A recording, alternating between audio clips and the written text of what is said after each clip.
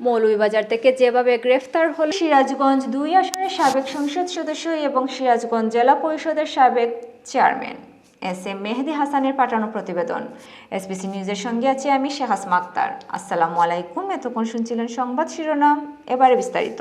সিরাজগঞ্জ ২ আসনের সাবেক সংসদ সদস্য জান্নাত আরা হেনরি ও তার স্বামী সিরাজগঞ্জ জেলা পরিষদের চেয়ারম্যান শামীম তালুকদার লাবুকে মৌলভীবাজার থেকে গ্রেফতার করেছে র্যাব ৯ এর শ্রীমঙ্গল ক্যাম্পের একটি আভিযানিক দল।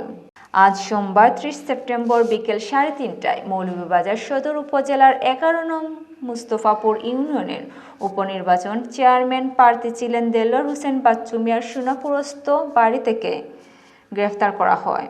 জানা যায়, সিরাজগঞ্জ সদর এলাকার বৈষম্য বিরোধী ছাত্র আন্দোলন চলাকালীন ছাত্র জনতার উপর হামলা ও হত্যাকাণ্ডের ঘটনায় সিরাজগঞ্জ ২ আসনের সাবেক সংসদ সদস্য জান্নাত আরা হেনরি এবং তার স্বামী শামীম তালুকদার লাবুকে সিরাজগঞ্জ সদর থানার এজাহারভুক্ত আসামি। ছাত্র জনতার আন্দোলনে শেখ হাসিনা পদত্যাগ করে ভারতে পালিয়ে যাওয়ার পরপর সিরাজগঞ্জ ২ আসনের সাবেক সংসদ সদস্য জান্নাত আরা হেনরি এবং তার স্বামী শামীম তালুকদার লাবুকে এলাকা ছেড়ে বিভিন্ন স্থানে পালিয়ে বেড়ান।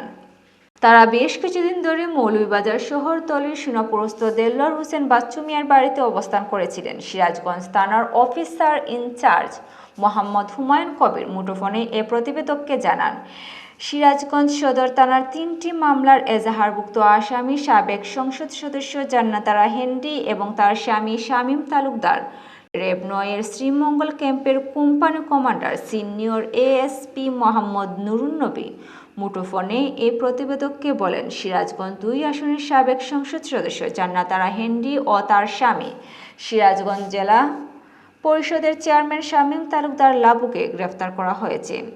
তাদেরকে মৌলভীবাজার মডেল থানার মাধ্যমে সিরাজগঞ্জ থানা পুলিশের কাছে হস্তান্তর করার প্রক্রিয়া চলছে। দেলোয়ার হোসেন বাচ্চু হলেন পূর্ব পাকিস্তানের প্রাদেশিক পরিষদের সদস্য, মৌলভীবাজারের প্রভাবশালী মরহুম ইনামুল্লাহর নাতি এবং মৌলভীবাজার সদর উপজেলার ১১ নং মুস্তফাপুর ইউনিয়নের উপনির্বাচনে চেয়ারম্যান প্রার্থী ছিলেন।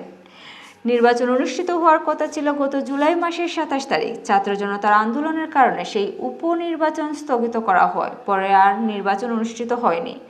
গত কয়েকদিন পূর্বে মৌলভীবাজারের শ্রীমঙ্গল থেকে ঢাকা দক্ষিণের এক কাউন্সিলরকে আটক করে পুলিশ। এছাড়াও গুঞ্জন রয়েছে আওয়ামী লীগের সভাপতি মণ্ডলীর সদস্য এবং ঢাকা ১৩ আসনের সাবেক সংসদ সদস্য জাহাঙ্গীর কবির নানক ইতিমধ্যে মৌলভীবাজারের জুড়ি উপজেলা হয়ে সীমান্ত পাড়ি দিয়ে ভারতে পৌঁছে গেছেন। প্রিয় দর্শক, এতক্ষণ আমাদের সাথে থাকার জন্য ধন্যবাদ। সেই সাথে আমাদের পরবর্তী নিউজটি দেখতে এখনই আমাদের চ্যানেলটিকে সাবস্ক্রাইব করুন এবং বেল বাটনে চাপ দিয়ে রাখুন। এছাড়াও আমাদের সাথে ইমেলে যোগাযোগ করতে পারেন। আমাদের সাথে ইমেলে যোগাযোগের ঠিকানা sbcnews.tv@gmail.com। আল্লাহ হাফেজ।